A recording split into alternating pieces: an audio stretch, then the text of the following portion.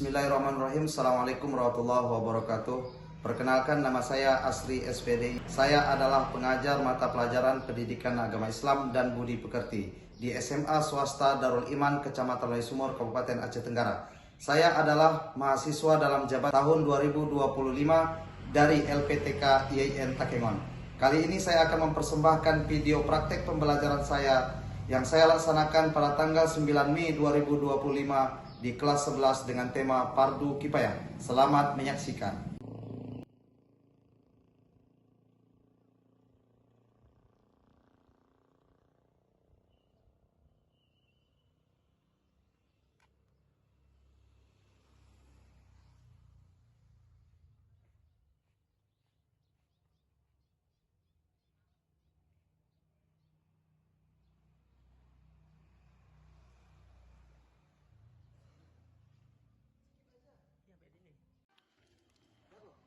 Udah lagi ambil nih Ustaz.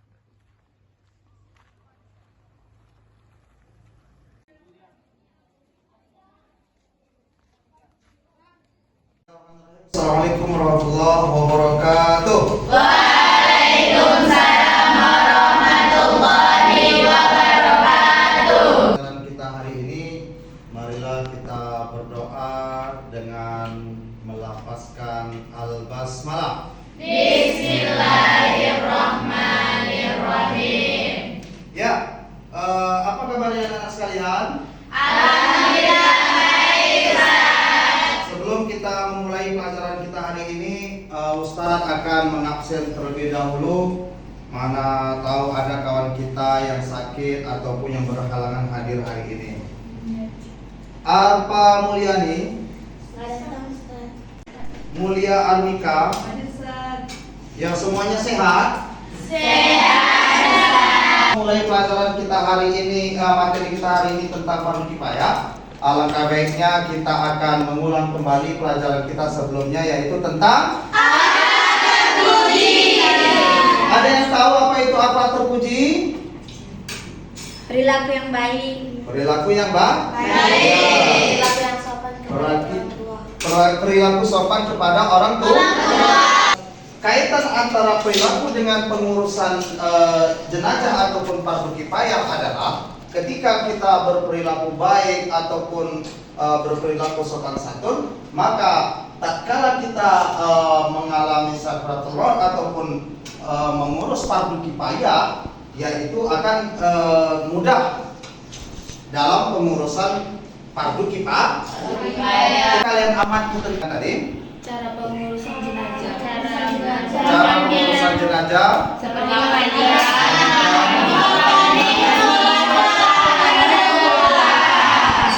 Jadi tata cara mengapani untuk jenazah laki-laki.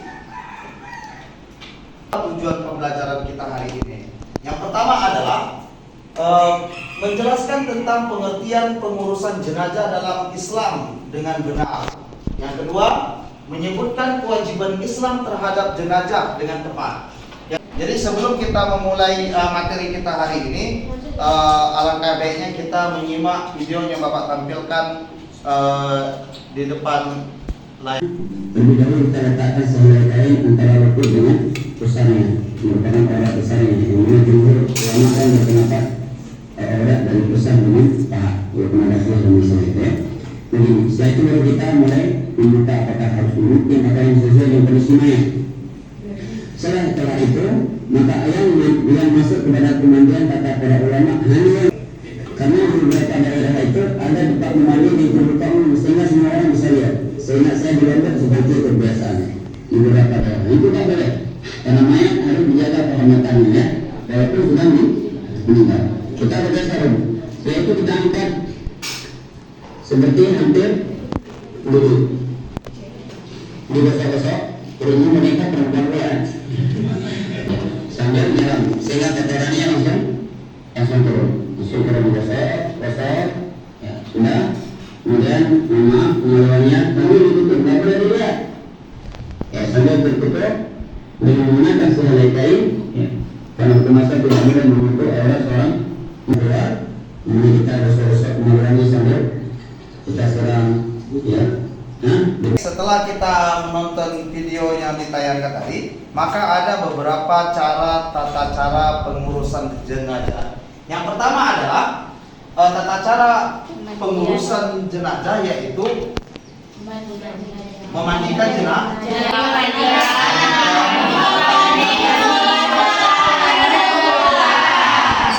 Jadi tata cara mengapani untuk jenazah laki-laki, sedangkan perempuan berjumlah 7. Kemudian setelah kita mengkafani jenazah tersebut, maka jenazah baru kita sholat. Nah, ketika kita menyolatkan jenazah, maka tata cara penyolatan jenazah dia tidak pakai rukun, tidak pakai sujud, cukup hanya 4 kali takbir. Takbir pertama membaca Al-Fatihah, yang kedua membaca yang ketiga membaca yang keempat membaca doa juga terhadap. Jika mayitnya laki-laki, maka dia doanya Allahumma firlahu. Dan kalau mayitnya perempuan, maka nah, jenazah tersebut, maka jenazah itu kita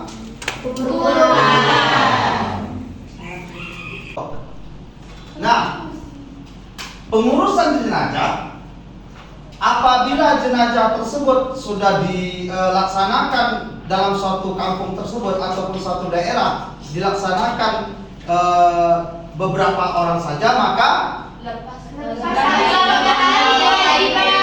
lepas kewajiban kampung desa atau seluruh umat. Dan apabila tidak ada yang mengurus jenazah tersebut, maka dosanya seluruh umat. Baiklah anak-anak, dalil tentang memandikan jenazah, Rasulullah Shallallahu Alaihi Wasallam bersabda, Inna Nabi Shallallahu Alaihi Wasallam la yaghsilul qatla Uhudin walam yusalli alaihim, rawahul Bukhari. Nah, sesungguhnya Nabi Muhammad Shallallahu Alaihi Wasallam tidak memandikan para korban perang Uhud dan tidak pula menyalatkan mereka. Kenapa? Karena mereka termasuk matinya mati syahid. Jadi bagi orang yang mati syahid, maka tidak wajib disolatkan dan dimandikan. Anak-anak sekalian, setelah kita mempelajari ataupun menyimak tentang pelajaran kita tentang fardu kifayah, maka Ustadz akan membagi kelompok, yang dibagi 4 kelompok sesuai yang sudah kita tentukan. Nah, silakan cari kelompoknya masing-masing.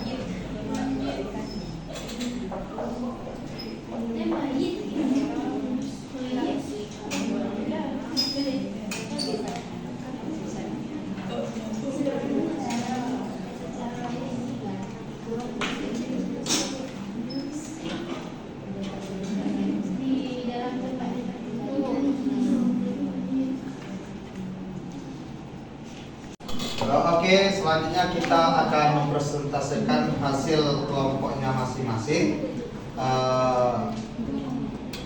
Untuk persentase pertama, silakan kelompok satu. Kelompok satu.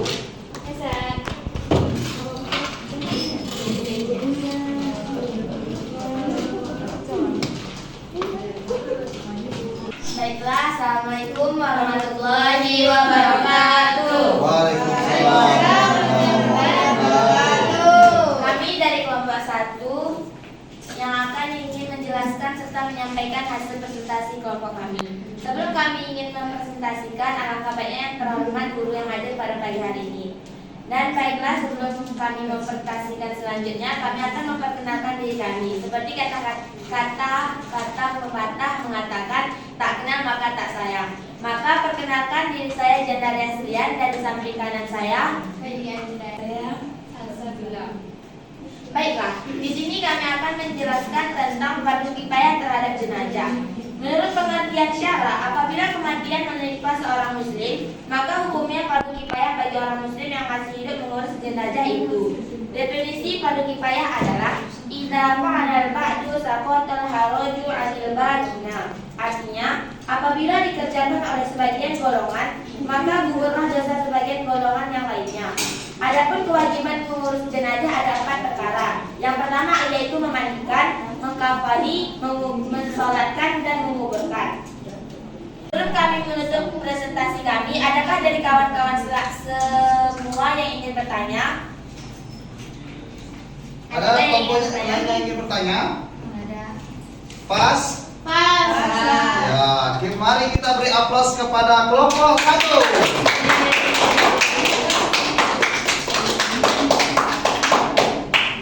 Sebelum kami tutup, semoga kawan-kawan sekalian mengerti dan memahami apa yang kami sampaikan dan apa yang kami jelaskan. Kami akhiri, wassalamualaikum warahmatullahi wabarakatuh. Waalaikumsalam. Assalamualaikum warahmatullahi wabarakatuh.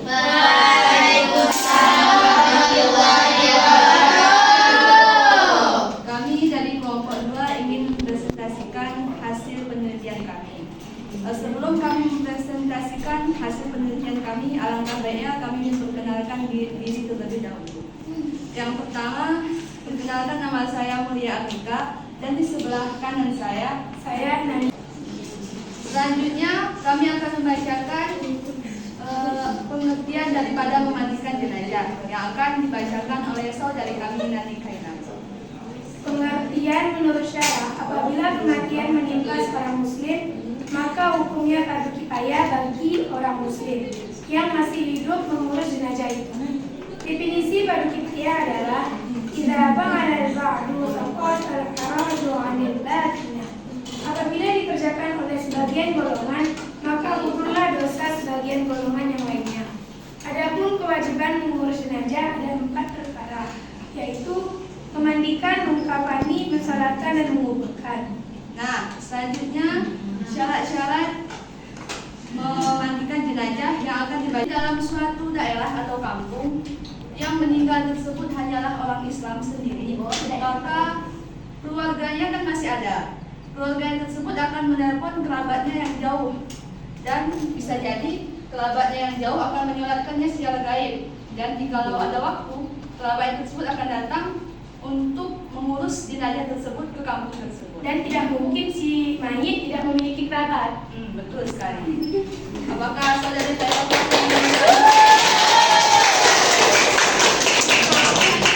baik. Sampai di sinilah hasil presentasi kami. Kami akhiri. Wassalamualaikum warahmatullahi wabarakatuh.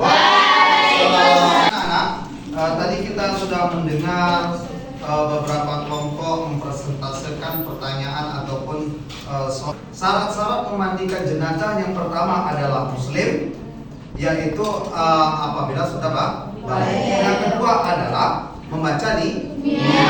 Yang ketiga, orang yang dapat dipercaya. Kalau seseorang orang itu tidak dapat dipercaya, maka dia tidak boleh untuk memandikan si mayat. Pengurusan jenazah tersebut apabila dilaksanakan hanya beberapa orang saja, maka seluruh dosa ataupun di kampung itu sudah diwakilkan oleh beberapa orang yang sudah mengurus jenazah. Tetapi apabila tidak ada satupun yang mengurus jenazah tersebut, maka seluruh umat Islam baik di kampung di luar kampung tersebut ikut berdosa. Ada yang bisa memandu? Ya, silakan. Oke teman-teman, kita akan menyanyikan lagu Indonesia. Bagi kita semangat. 1, 2, 3.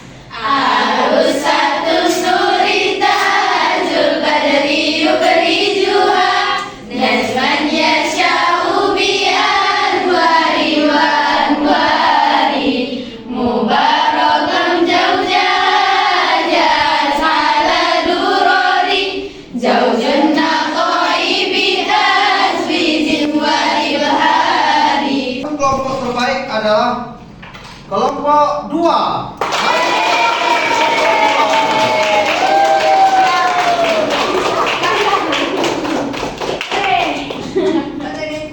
Baik anak-anak sekalian, setelah kita mempelajari tentang materi fardu kifayah, maka kesimpulan dari pelajaran kita hari ini adalah yang pertama, setiap manusia yang hidup pasti akan mengalami kematian dan kematian itu akan datang secara mendadak.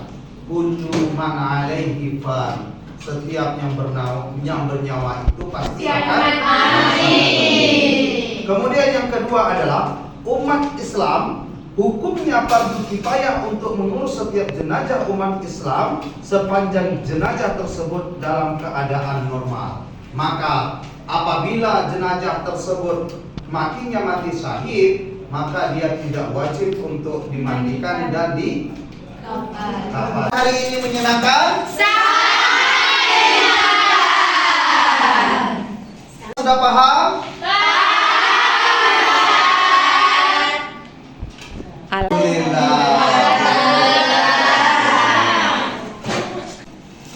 Sebelum kita mengakhiri pelajaran kita hari ini, pelajaran kita minggu depan yaitu praktek. Baik itu dari memandikan jenazah, menyolatkan jenazah sampai menguburkan jenazah. Kita mengakhiri pelajaran kita hari ini. Mari kita berdoa ala kafaratil majlis. Subhanallahumma wa bihamdika asyhadu an la ilaha illa anta astaghfiruka wa atubu ilaik. Hari ini Bapak akhiri. Assalamualaikum warahmatullahi wabarakatuh. Waalaikumsalam.